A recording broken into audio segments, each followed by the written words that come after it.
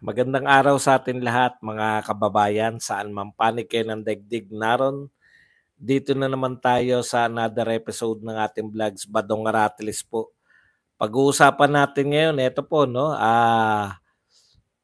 PRRD hindi po dadalo sa Quadcom, mabuti na.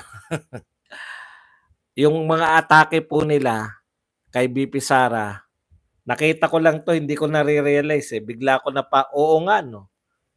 Ginawa na po pala nila yan kay Miriam Defensor Santiago. Naalala niyo yung Brenda nun, di ba? Yung napakatalinong si Miriam, binansagan lang na Brenda. Ngayon po, binabansagan na may mental health issue si BP Sara. Walang pagkakaiba kay Miriam, pero never po napatunayan. In fact, si Miriam po ngayon ay kinikilala na isa sa pinakamatalino naging senador natin. Di po ba? Okay. Yan po ang ginagawa nila ngayon. Hindi nila kayang sagutin yung mga binabato ni BP Sara. Kaya babansagan na lang na may mental health issue. Pag-usapan din po natin, ito po, no, yung sinabi po ni Lacson na hindi daw dapat i-tolerate itong mga sinabi ni BP Sara. Antindi Antindi mo, Lacson, kinabahan kami Okay. Ano pa ba mga balita? At iba pa pong mga balita. Pero bago yan, kung bago ka pa lang dito sa ating channel, ito po, pinagtatrabaho na po, overtime, mayat maya po. Napunan nyo ba? Yung mga survey nila, mayat maya po naglalabas ng mga pabor sa kanilang survey, yung sinasabi natin sa inyong mga survey company nila, yung Octa Arts Dancer Survey at saka itong Nolime Tangere, El Pilobistrismo Basilio. Hintayin nyo paglabas ng sisa survey namin. Grabe, no? Kaya talagang ano na po to, todohan na. Kaya asahan nyo po, after po ng election ng 2025, mawawala na po yan, yung No Limit Tangere na yan, tsaka yung Octa Arts Dancers. Marami na pong ganyan. Marami na pong survey company. Magtataka kayo. Bakit yung mga totoong survey, hindi nila nilalabas? Walang labas. Alam nyo po, kung kayo nagbayad, halimbawa ako nagbayad sa SWS, pag hindi paborable sa akin yung resulta, pwede kong hindi ipalabas yan kasi ako nagbayad. Ganun po yan. Kaya magtataka kayo, walang mga SWS, walang Pulse Asia, yung mga tunay na survey. Ibig ba sabihin, hindi na sila nagsasurvey? Nagpapasurvey pa po yung mga yan. Kung hindi lang pabor sa kanila, hindi nila papalabas. Etong mga to, wala naman to eh. Kailan lang ba sumulpot yan No Limit Tangere tsaka yung Octa Arts na yan? Alam nyo na po kung kanino naglilingkod yan. Huwag kayo masyadong palasa dyan.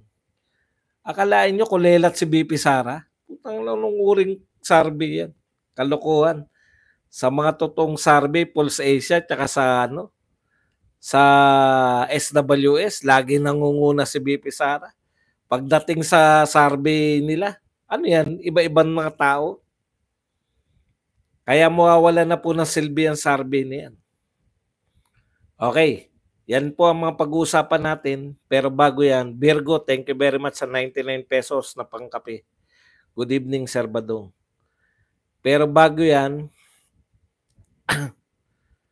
kung bago ka pa lang dito sa ating channel, mag-subscribe ka na. Dahil ito lang ang tayong channel na may kinikilingan, may pinapanigan, una sa balita, uli sa impormasyon, kaya ano pang hinihintay nyo?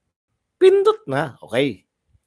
Pag-usapan natin, no? Medyo, alam nyo, kailan ba ako naambunan? Kanina, habang nagla-live ako sa boxing. Kanina umaga, kaya medyo iba na tono ko eh. Hindi muna natin wala munang gayahan ng boses. Mawawala po boses natin. Marami-rami po to, no? Unahin na po natin. Kung matatandaan nyo po, kalaban ni Miriam si FBR noon, di ba? Si Miriam po, ang pagkakakilala natin noon hanggang ngayon, napakatalino po ni Miriam, Defensor Santiago, no? Pero ano po ang ginawa ng mga yan? Ng mga tao ni FBR. Yan lang po, siniraan siya Brenda, di ba? Tatandaan niyo yung mga buhay na nung panahon ni FBR versus Miriam Defensor. Brain damage. Ngayon po, inuulit po nila. Ang dami na po nagsabi. Si Coco Pimentel, na mukhang may something. Alam niyo, hindi po kayo mga doktor. Mga abogado kayo, hindi kayo mga doktor. Yung mga sinasabi ni BP Sara, sinasabi niya ni Tatay Digong nung siya'y presidente. Mas malalala pa yung sinasabi ni Tatay Digong. Walang nag-akusa kay Tatay Digong pag sinasabi niya yung impyerno, pag sinasabi niya yung papatayin, no? Walang bago dyan eh. Yan po yung mga sinasabi ni Tatay Digong noong presidente siya. Tanungin nyo kung anong ginagawa ng mga kritiko ni Inday ngayon. Yung nagsasabing merong tama si Inday. Tanungin nyo kung anong ginagawa nila habang sinasabi ni Tatay Digong yung impyerno, bababain sa impyerno, yung pagpapapatayin ko kayo. Alam nyo kung anong ginagawa nila? Nagpapalakpakan niya mga yan. Same people na nagsasabi na ngayon ay si BP Sara ay may something sa utak. Nagpapalakpakan yan nung panahon ni Tatay Digong. Hindi po sila consistent. Yun yung problema nila eh. No? Hindi po sila consistent. Tapos ang lalakas nyo, mag-utos, pero walang yung sinasabi natin na inaakusahan ni Tatay Digong na bangag tong presidente. Wala man lang nagsalita sa inyo na Mr. President, once and for all, magpa-test ka na nga.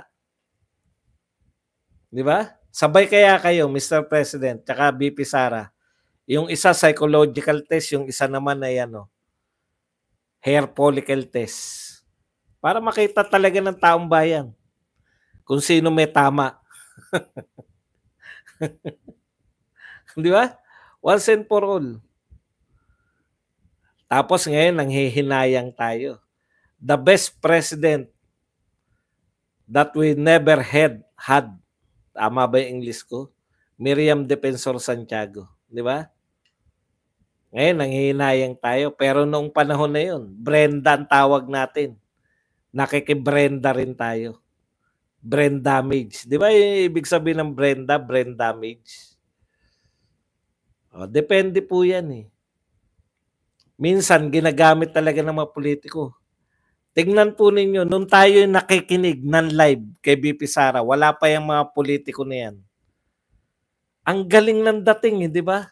Talagang matindi yung pagkakasabi. Wala naman po nagsabi na something si BP Sara. Alam lang nila, galit si BP Sara. Alam lang nila na si BP Sara, totoo yung sinasabi. May mga nakatago pa nga si BP Sara, naghihintay pa nga tayo na susunod. Inatake nila na merong something. Merong mental health issue. Mga doktor ba yung mga yan? Alam ko dyan, mga politiko, mga kung ano-anong profesyon, pero wala pong doktor dyan sa mga nagsasabing merong something si BP Sara. Hindi po simple yun na aakusahan mo yung tao. Parang si Miriam, inakusahan na Brenda.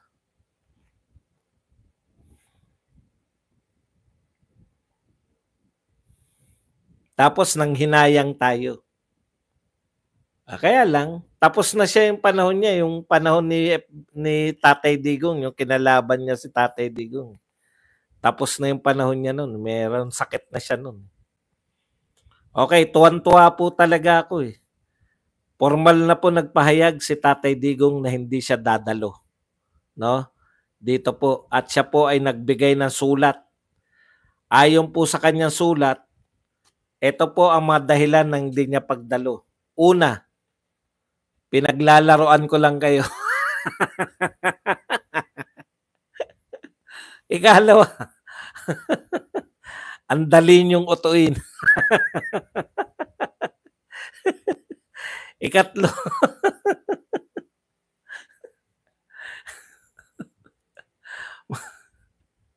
hindi hindi po, ano po nagbigay talaga ng pahayag yung kanyang abogado 'no. Ang sinasabi po ng abogado, 'wag na natin basahin haba pa, eh.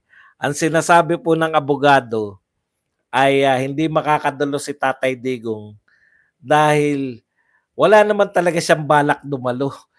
Uto-uto lang talaga kayo. Ikalawa, ang sinabi po ng kanyang abogado, hindi talaga dadalo si Tatay Digong, pero gusto niyo lang makita yung reaksyon niyo na umaasa kayo na magmukha kayong tanga lahat.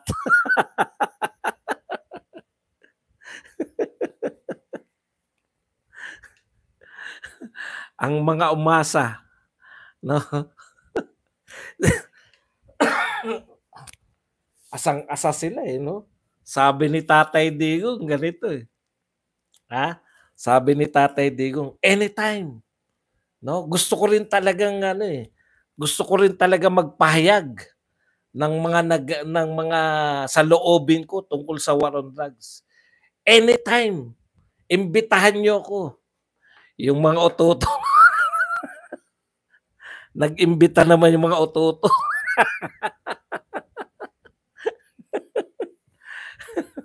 Dapat bukas pa niyo nilabas, eh. Kung ako yung abogado, bukas ko pa, eh, di ba?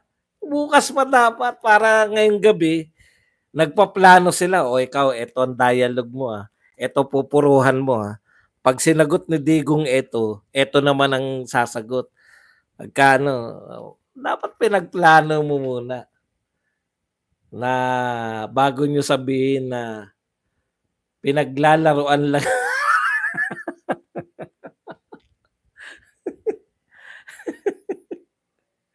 O ngayon, wala naman po silang pupuwede dahil iniimbitahan lang nila, eh, 'di ba? Hindi naman suspect yung tao. Ang tanong, puwede ba nilang ano 'yan, puwede ba nilang, gawing ano si Tatay Digong, i-contempt? Malamang hindi. Kasi nagpahayag sila kanina, eh. Sabi pa nila talagang, "We will give respect, ah, kay ano, former President, Rodrigo Duterte." Pero may plano na sila 'no? Ano kaya abante, wala ka ba statement? Abangan natin. Cool ka lang, baka yung puso mo abante, baka manggigil ka na naman. Sayang, hindi. Hindi, may pahayag naman po. Formal naman siyempre, abogado yun, puwede bang gano'n? Puwede ba sabihin na ano, yung pahayag talaga, ito talaga naman, "Dear, Congressman Barbers, Chairman Quadcom Committee, sa mga umaasa, utot niyo." Sabi ng abogado, sa mga umaasa, utot niyo.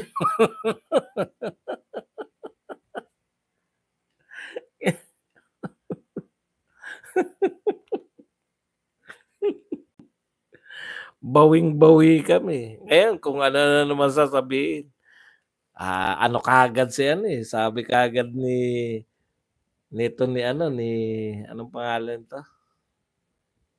Sabi ni Trillanes, may mga reaksyon kaagad, eh. Nakakatawa talaga, eh, 'no? Ito po ang reaksyon ng mga umasa, mga patawa, eh. Hay naku, may napaglaruan na naman. Tapos galaiting-galaiti sila, 'di ba? Sabay naglabas ng video si VP Sara sumasayaw habang kung ano-ano, apektado po sila, eh. Tignan niyo, wala na po 'yan, yung mga 125, mga 11 million natabunan na po 'yan. Eto na ngayon sabihin na nila, walang pagkaalam, walang tama, ang sakit sa ulo. Alam niyo sakit sa ulo kalaban ng mga Duterte, buti na lang kakampi tayo.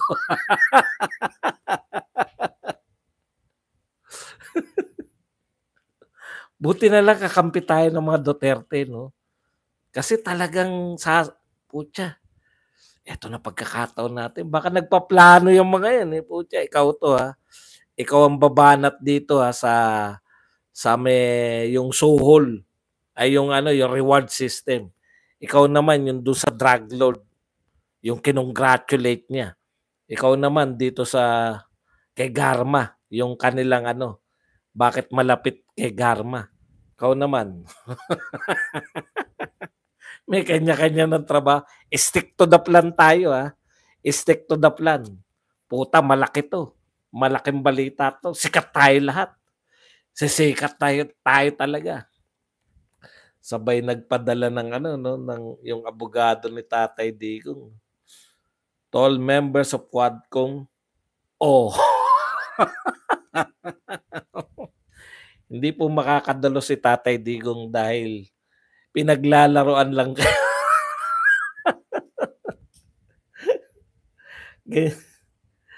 Hindi totoo 'yan, Totoo po talaga 'yan. Alam niyo po ba 'yun? Pinaglalaruan talaga, naalala niyo yung 3 araw na nawala si Tatay Digong? Gusto niya lang daw makita yung reaksyon ng mga tao, sabay nagmotor. Masarap talaga kakampi. Yung eto naman isa habang tarantan-tarantan lahat, galit, eh. Pinahukay. Hay naku, eto naman po sabi ni Sonny Trillanes nung hindi dadalo si Tatay Digong. Hindi makakadalo si dating Pangulong Rodrigo, puro yabang lang pero duwag naman. Duwag daw si Tatay Digong. Eh ano ngayon? Duwag pa ba? Yan ang isang bagay na hindi nyo, walang maniniwala sa inyo pag sinabi nyo duwag si Tatay Digong. I write in behalf of my client, Honorable Rodrigo Roa Duterte, the former President of the Republic of the Philippines. Ito po talaga yung laman. On Sunday, 20 October, that my client received the letter dated October 18, inviting him to attend the public hearing to be conducted by the Joint Committee on Dangerous Drugs, Public Order and Safety, Human Rights and Public Accounts at 9:30 in the morning to provide insight and shed light on some issues under discussion, particularly on the previous administration's campaign on illegal drugs. Unfortunately, despite his keen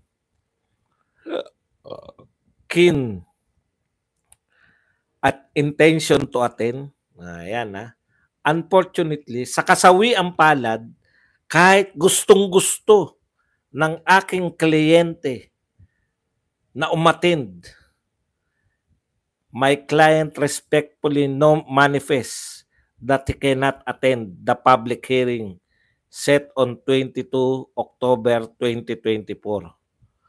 Aside from the short notice given him, maliban sa binigyan nyo ng maikling panahon, my client just arrived in Davao from Metro Manila last October 17. Considering his advanced age and the several engagement he had attended, he is currently not feeling well and is in need of much rest. Hence, my client respectfully requests to defer his appearance before the Honorable Committee is scheduled tomorrow. Ayun. So, ito po, nagbigay po ng petsa si Tatay Digong. Rest assured of my client's willingness to appear before the House of Representatives on some other available date. Preferably after November 1. Ayan. So nagbigay po si Tatay Digong, no, makaka-attend lang siya after November 1, 2032.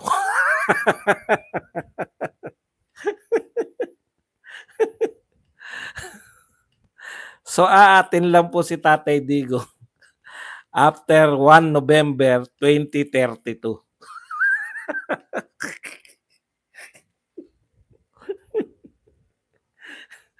Malinaw, Pag pag hindi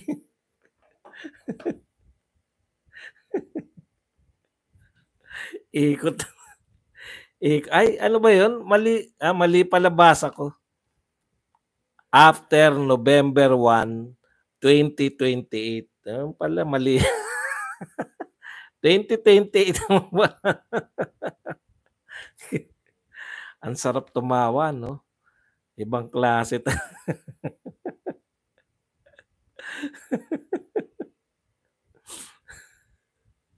pero wala na pong ano, 'no, nagsasabi kay Tatay Digong na ano, 'no, alam nila, puta naisahan na naman tayo.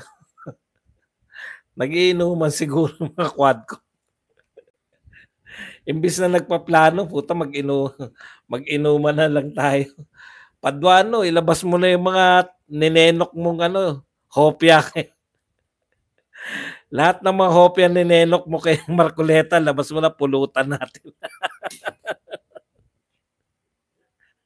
Nag-inuman na lang yung mga quadco. Pulutan nila hopya ni Marcoleta. Nakaipon na palampo siya.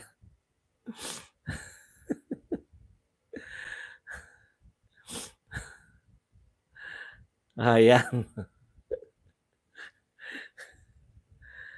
Nagpe-presko na.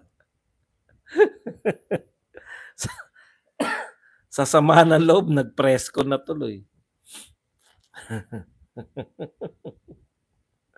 Nakakatawa, no? Umasa kayo kay Tatay Digong, talaga atin sa inyo. Pagdating, inimbitahan nyo November 2. Sa December no.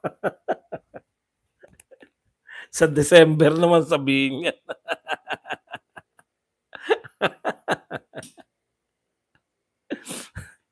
Okay. Eto po, seryoso naman tayo. Sabi po ni ex-Senator Pampilo Ping Lacson, kumpleto, people who get overwhelmed by hate and anger sometimes tend to take a break from their conscience and forget their sense of decency and decorum. Hindi. A person's self-management of pain and pressure could also be a test of one's character. An overt act of disentering a dead human body is unlawful. Most importantly, it goes against the age-old Filipino culture of giving utmost respect for the dead. This we cannot tolerate. Hindi, no? Hindi raw kayang itolerate ni Ping Lacson si VP Sara Duterte sa mga sinabi niya tungkol sa ipapahukay ang libing. Alam mo, may kondisyon yun Senator Lacson. Lagi niyong binubura Pag hindi niyo ko tinigilan.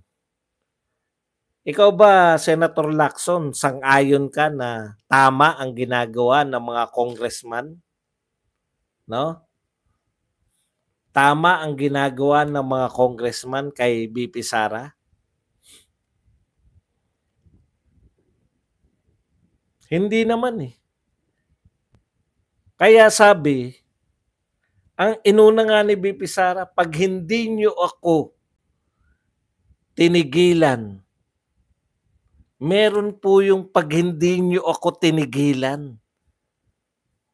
Ang tanong ko sa iyo, Senator Lacson, total gusto mo rin sumausaw. Tama ba yung ginagawa ng mga congressman kay VP Sara?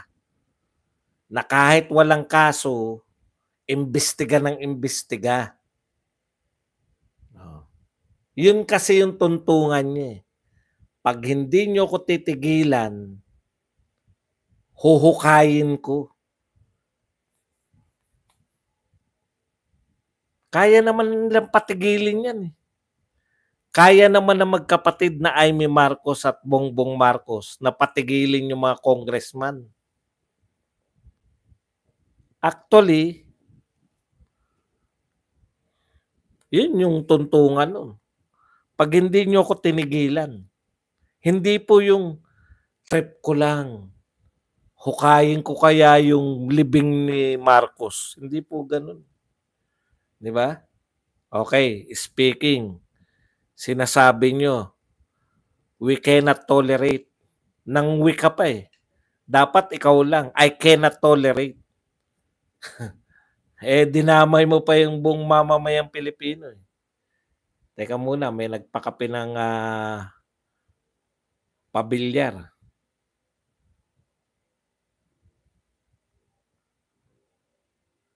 Hala. Thank you very much po kay Susaku Rukawa na nagbigay sa atin ng 500 pesos na pangkape. Pangkape, boss. Pagtawanan natin yung mga epalitikong pulpul na masyadong affected kuno sa statement ni Inday. Sapatusin ko kaya ang bunganga ng mga pabidang tuta ng Tambangag admin. Buhaha. Yan po. Maraming salamat sa iyo. Susaku Rukawa. Nakakatuwa ang yung 500 pesos na pakape. Okay, balik tayo rito kay Lacson. Wala namang problema ay balikan natin yung sinabi mo na tradition, di ba? Culture, respect of the dead.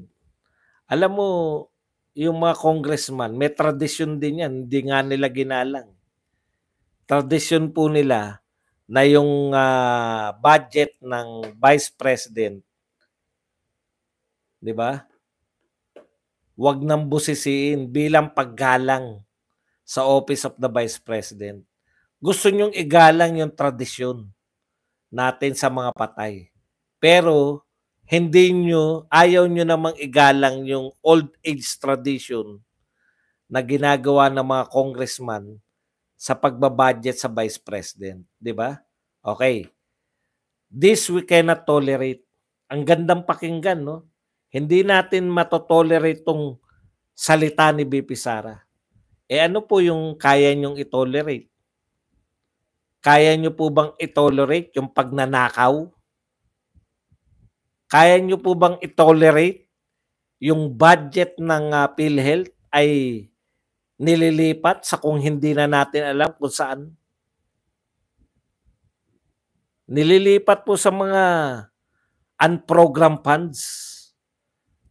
Kaya nyo pong itolerate na namimigay tayo ng 600 billion na ayuda kahit walang pandemya, na halatang halata na ito ay para bumili ng boto ng mga mamamayan?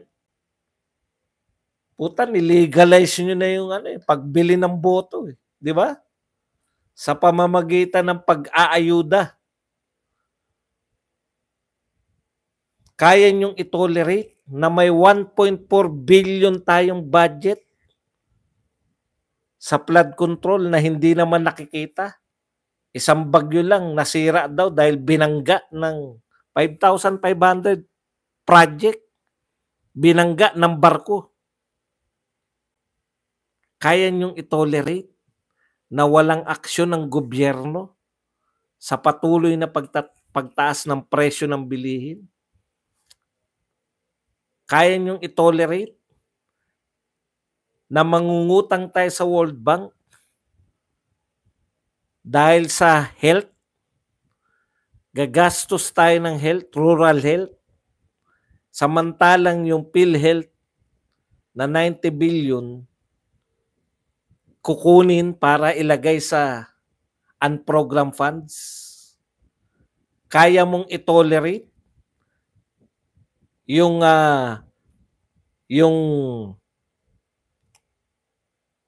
MOE ng mga congressman at senador by certification lang? Wala nang resibo?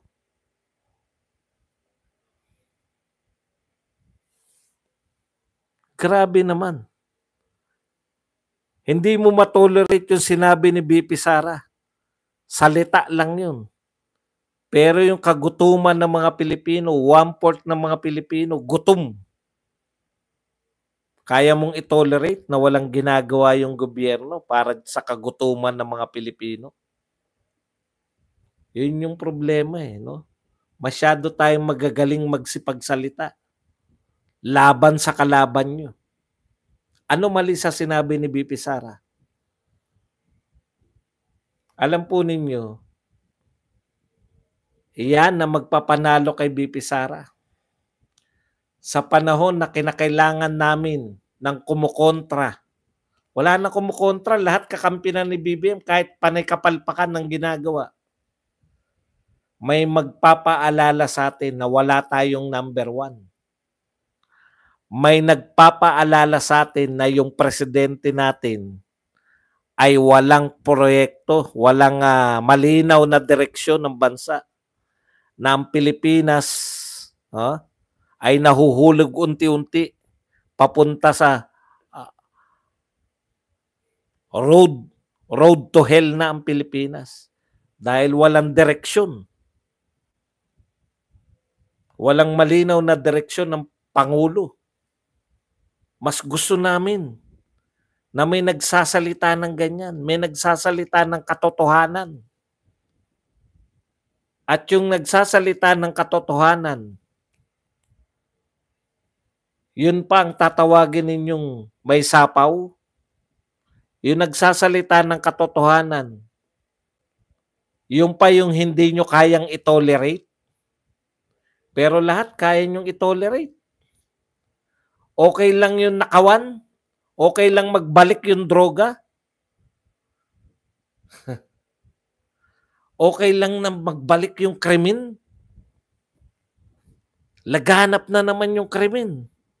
Araw-araw may nawawalang bata. Araw-araw merong naglalaho. Ang dami na po. Hindi na alam kung saan napupunta yung mga bata.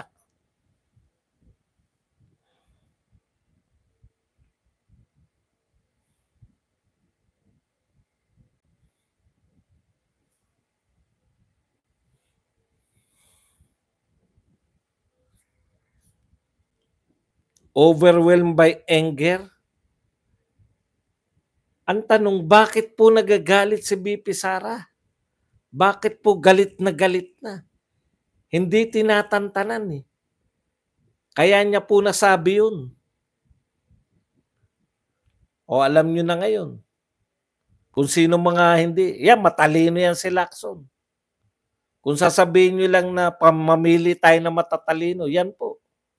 Pero tignan nyo yung katalinuhan niya. Walang duda, matalino yan.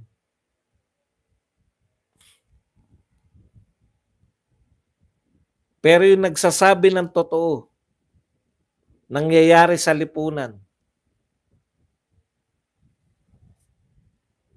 yun pa ang hindi dapat itolerate. Sino ito-tolerate mo? Yung party-party lang? Concert lang? Biyahe-biyahe lang?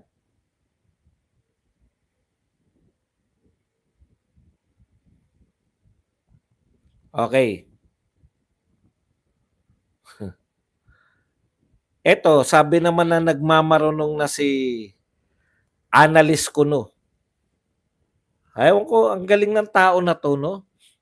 Siya lang ang kilalang analyst na lahat ginigess eh. Guess naman siya ni Davila ngayon. Ito pong si Llamas.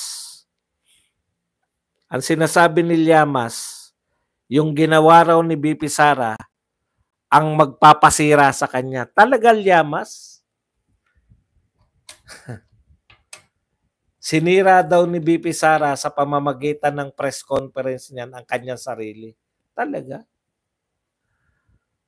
Tinitiyak ko sa inyo, mananalo yan si BP Sara sa 2028.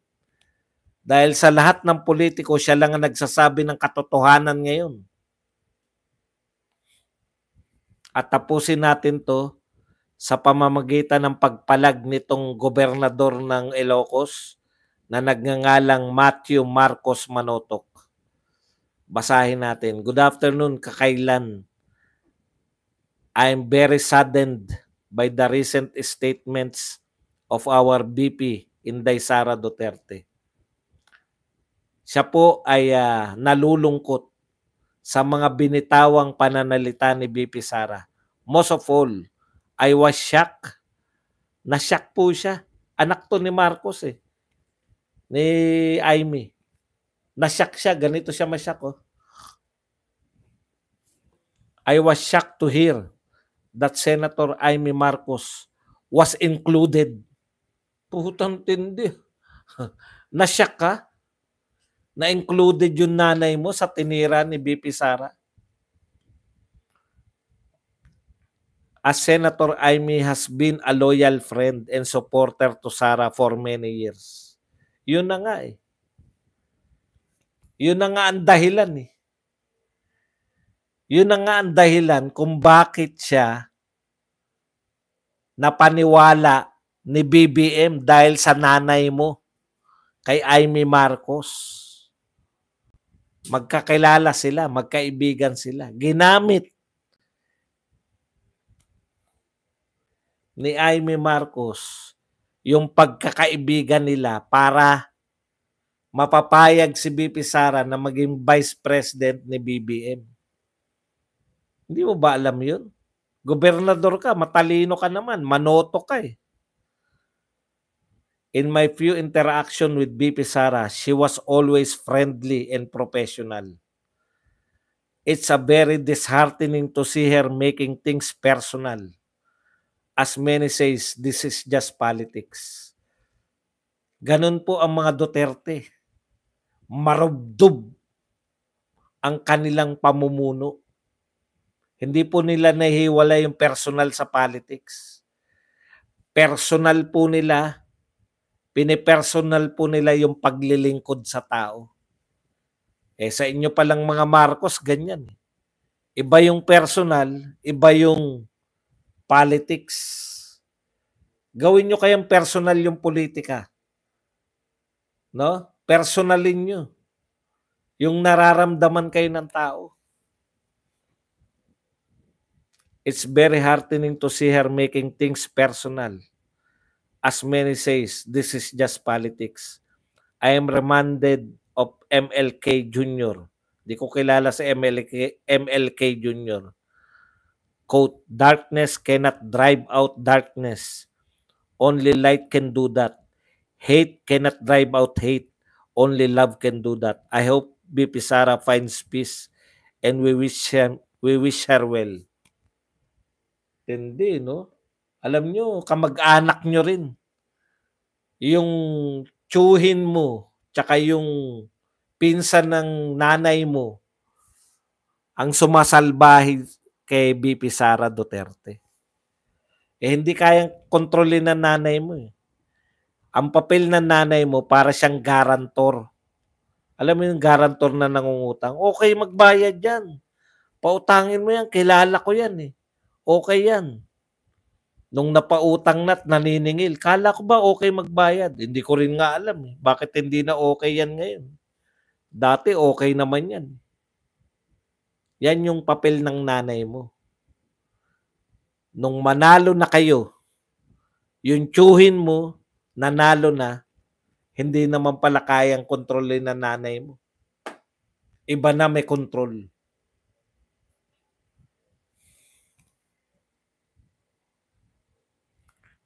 Yan lang po ang ating topic. Pwede na po kayong ito